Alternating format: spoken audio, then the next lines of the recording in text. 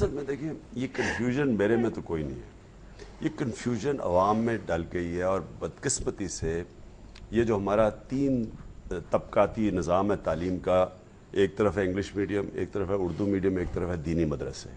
اس نے اس معاشرے کے اندر معاشرے کو تقسیم کر دیا،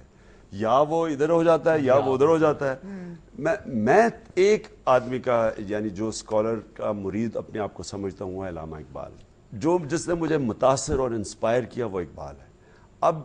اقبال کو کون اس کا ڈیفائن کرنا بڑا مشکل ہے کہ وہ لیفٹسٹ، اب یہاں کے جو لیفٹسٹ اور رائٹسٹ سیاست، یہ بھی امپورٹنٹ کیونکہ باہر لیفٹ رائٹ کی سیاست تھی، یہاں بھی شروع ہو گئی،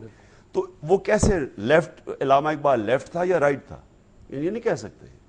تو اس لیے لوگوں میں کنفیوژن ہے کیونکہ لوگوں کو دڑبوں میں رکھا ہوا ہے، یہ ہے، یہ وہ ہے، یہ انگلش میڈیم ہے۔ میں تو کلیئر ہوں، میں ایک مسلمان آدمی ہوں جس میں اللہ نے سب سے بڑا جو اللہ کا تحفہ ہوتا ہے وہ ایمان کا ہے، اور اس کی پہچان یہ ہے کہ وہ انسان کو آزاد کر دیتا ہے،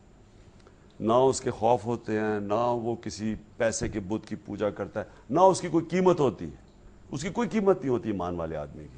کیونکہ لا الہ الا اللہ کا مطلب ہی ہے کہ کسی اور خدا کی وہ پوجا نہیں کرتا۔ تو یہ میں اپنے 5 وقت کی نماز میں اپنے اللہ سے دعا کرتا ہوں کہ میرے بیٹوں میں ایمان دے دے، کیونکہ یہ سب سے بڑا تحفہ ہے۔ تو اس لیے